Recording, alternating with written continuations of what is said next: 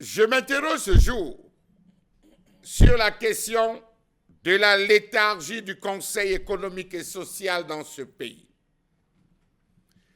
Créé par l'article 54 de la Constitution de 1972, le Conseil économique et social a en effet été la cheville ouvrière dans la planification du développement au Cameroun dans les années 1970 avant de sombrer suite à la survenue de la crise économique au milieu des années 1980. Savez-vous que l'institution a cessé d'être consultée depuis plus de 3 décennies? Pourtant, depuis 3 ans, le Conseil économique et social s'est doté d'un nouveau siège à l'architecture futuriste situé en plein cœur du nouveau quartier administratif de Yaoundé. Coût de l'investissement, 44 milliards. Les experts réunis tombaient des nues de savoir qu'une structure aussi budgétivore que le Conseil économique et social reçoive un bâtiment d'un tel montant. Passons.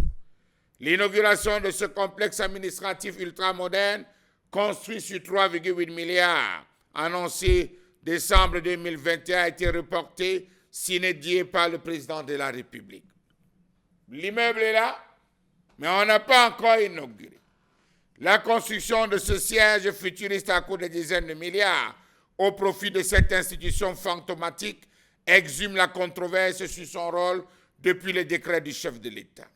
Comment comprendre que l'institution ne dispose pas toujours d'une assemblée un an après la répartition par catégorie de ses 150 membres par le président de la République? Le 24 avril 2023, le chef de l'État, son Excellence Paul Biya, a signé un décret fixant la répartition par catégorie des 150 membres du Conseil économique et social. Ces membres forment l'assemblée plénière de cette institution publique, dont, selon l'esprit du même texte, choisis dans 8 catégories. Profession libérale, 6 membres. Syndicats, 6 membres. Association, 6 membres. Industrie, commerce et artisanat, 18 membres. Économie, développement social, emploi, éducation, presse, recherche scientifique et technique, environnement et développement durable, 66 membres. Agriculture, pêche et élevage, 24 membres. Banque et crédit, 12 membres. Cette assemblée est formée dans le respect des équilibres linguistiques, régionaux et de genre, et ses membres doivent jouir d'une expertise avérée chacun dans son activité. 1 an après la nomination, après le décret de répartition, rien. Aucun membre nommé. Aucune consultation engagée. Qu'est-ce qui bloque la mise en marche de cette institution?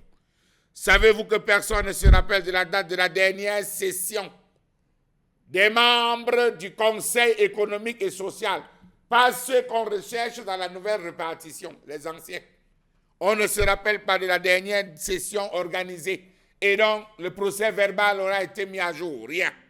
Cela remonte à plusieurs décennies qu'il ne s'est plus tenu une session de cette institution parce que trop de ses membres sont morts, pour dire très simplement décédés.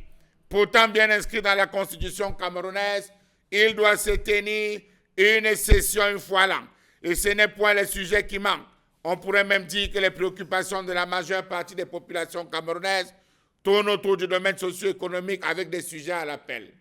Mais on s'est contenté de les laisser dans l'ombre. Jouir de ces 120 millions pour l'octroi d'une voiture, 2 milliards pour la construction d'une maison, 44 milliards pour le siège futuriste, inauguration 0.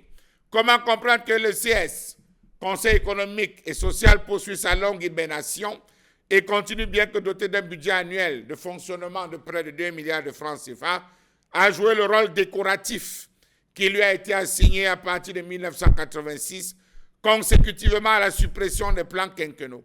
Qu'est-ce qui manque?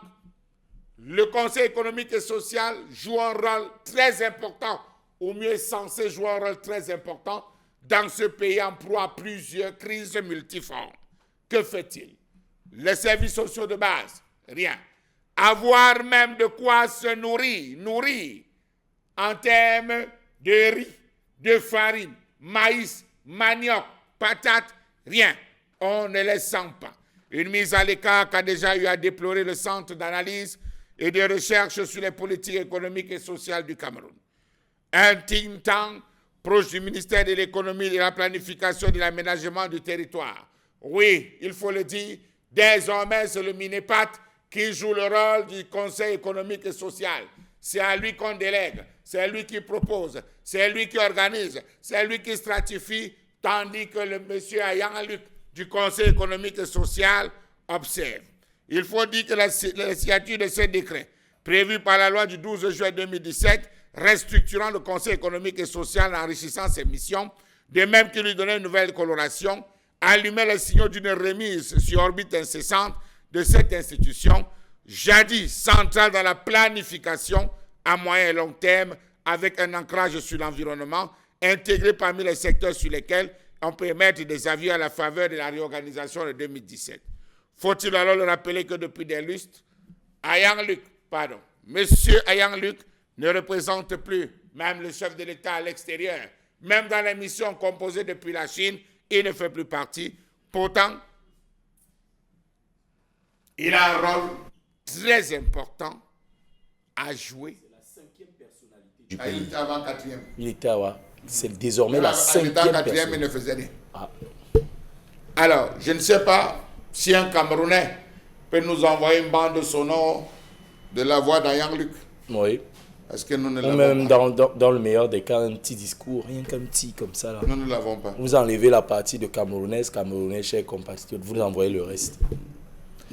C'est quand même terrible. Conseil économique et social. Non, c'est répartition des membres. Oui, ils sont 150. On n'a même pas commencé les consultations. C'est vide, l'institution est vide.